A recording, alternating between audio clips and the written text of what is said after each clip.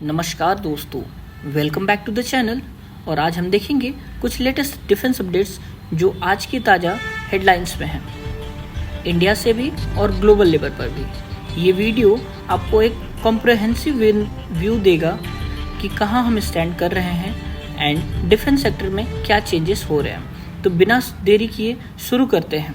आज का पहला अपडेट है, इंडियन एयरफोर्स ने डिफेंस मिनिस्ट्री से 2 लाख करोड़ के प्रपोजल को भेजा है, जिसमें 114 राफेल फाइटर जेट्स खरीदे जाएंगे under made in India framework, जहां पर उन्होंने बोला है कि इंडिजीनियसली 60% उसमें इंडिजीनियस आइटम्स होंगे। ये डील डसॉल्ट एविएशन के साथ होगी और इंडियन फर्म्स भी मेजर रोल प्ले करेंगे मैन्युफैक्चरिंग, मेंटेनेंस और टेक्नोलॉजी ट्रांसफ़र के अकॉर्डेंस में।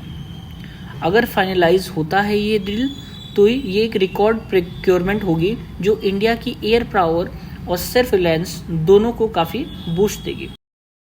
दूसरी इंपॉर्टेंट अपडेट है मैरीटाइम डोमेन से, जहां इंडिया अपनी नेवी को एक ब्लू वाटर नेवी बनाने की प्लान दे रहा है, जिसमें 200+ शिप्स का एक फ्लीट हो जो दुनिया के किसी भी कोने में डिप्लॉय हो सकती है।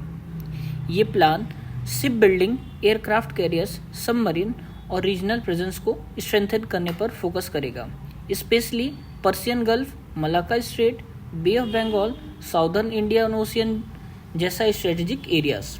ये move China Pakistan naval collaboration के इंक्रीजिंग टेंशन के समय और भी रेलेवेंट हो गया है।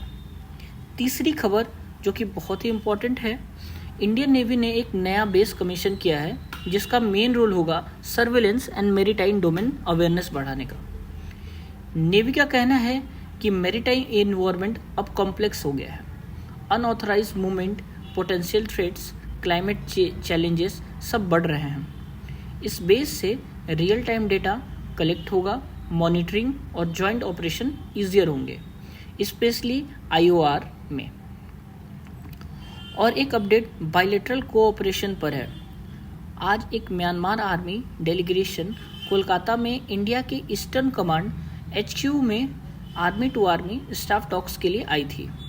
इंडिया ने म्यांमार को एडवांस IT लैब इक्विपमेंट्स दिए हैं फॉर देयर डिजिटल ट्रेनिंग और इंफॉर्मेशन मैनेजमेंट।